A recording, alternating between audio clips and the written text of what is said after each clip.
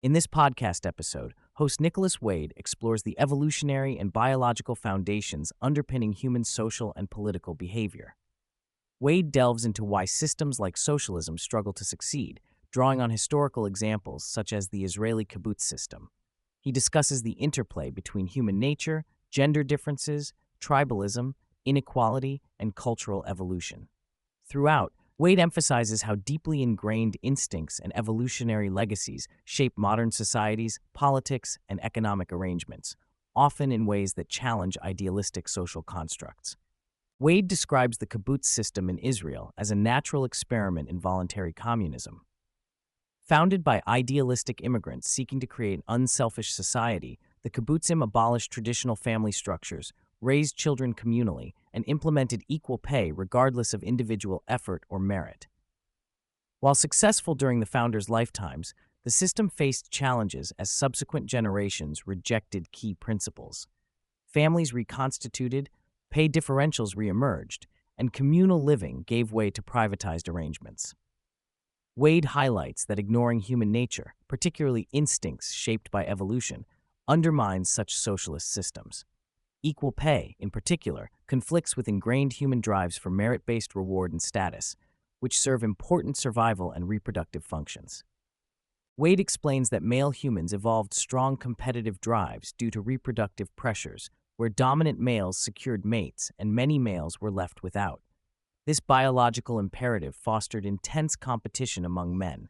Conversely, cooperation evolved as a necessity for collective defense against rival groups or predators, allowing communities to survive assaults that could lead to death or loss of women and children. Thus, men are biologically wired to simultaneously compete fiercely and cooperate for group survival. These dual impulses explain tensions between egalitarian social aims and hierarchical organization based on merit. One major flaw in communal socialist systems, Wade notes, is the emergence of skivers, individuals who shirk responsibilities and benefit from others' work. In kibbutzim and Soviet-style communism alike, equal pay creates incentives to freeload, undermining productivity and social cohesion. Resentment builds when hardworking members receive the same rewards as slackers.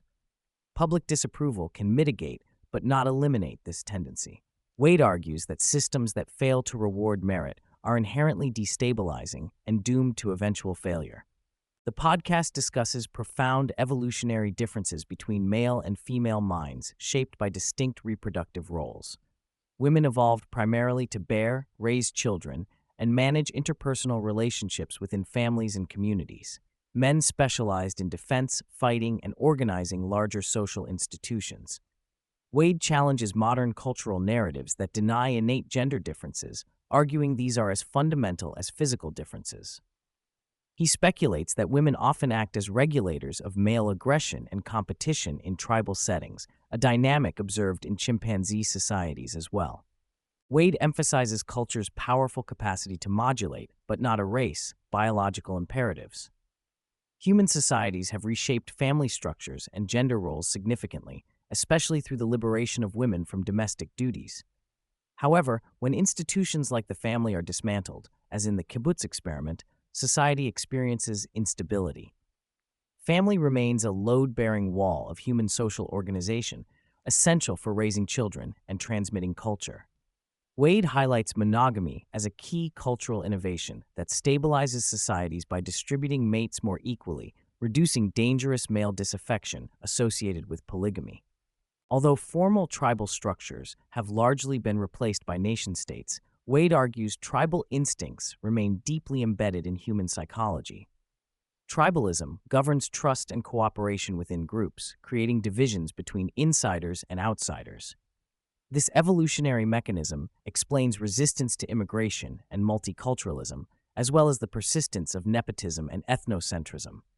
National identities often substitute for kinship bonds, relying on shared language, religion, ethnicity, or foundational myths.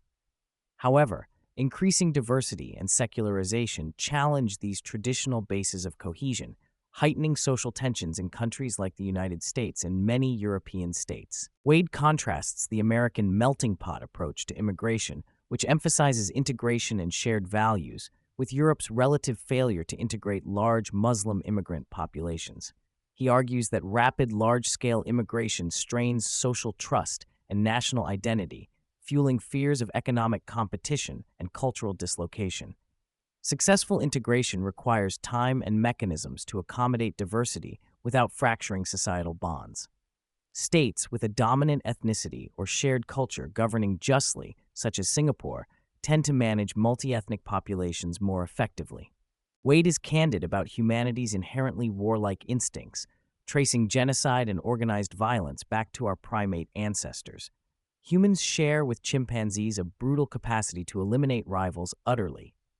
Though culture has imposed significant restraints through institutions, laws, and international orders, e.g. the Westphalian Peace, Pax Britannica, Pax Americana, the underlying instincts remain. Wade notes that despite progress, wars persist and instincts toward tribal conflict and status competition cannot be entirely eradicated. Despite this grim picture, Wade highlights a long-term trend of declining violence within societies over centuries. Practices once common, public hangings, debtors' prisons, child labor, have disappeared. Wars have become less frequent or less deadly in proportional terms. Possible explanations include social ostracism of excessively violent individuals and cultural evolution promoting peace.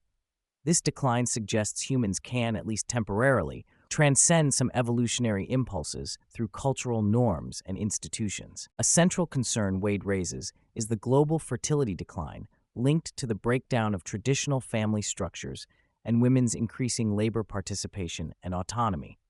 This trend, if unaddressed, threatens societal stability by shrinking the workforce and undermining the demographic basis for defense and economic prosperity. Wade cites the example of Georgia, where religious incentives significantly boosted birth rates as a rare successful pronatalist policy. Otherwise, political efforts to reverse the decline have largely failed, as cultural and economic factors influence reproductive choices deeply. Wade discusses debates about women's increasing representation in education and corporate leadership.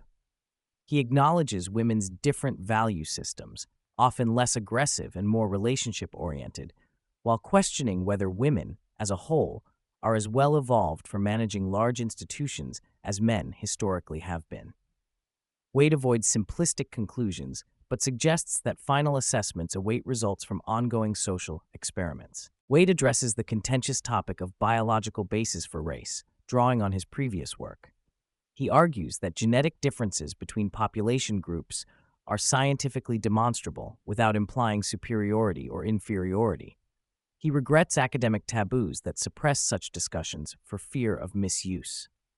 Wade stresses the need for transparent scientific communication to inform social policy responsibly, including recognizing genetic influences on traits like educational attainability, while carefully avoiding discriminatory interpretations. Inequality is a major source of social instability, according to Wade, but some inequality is an inevitable outcome of merit-based systems and technological innovation. Humans are status-driven comparators, so visible wealth disparities breed resentment. Historical social mobility exists but is slow and limited, with elite families maintaining prominence over centuries. Wade suggests that societies must manage inequality carefully to maintain cohesion while rewarding merit and innovation.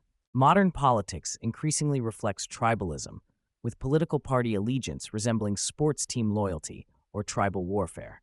Wade connects this to evolved human tendencies to embrace in-groups passionately and demonize out-groups. Unlike earlier eras of more moderate partisanship, today's politics is more antagonistic and less open to compromise.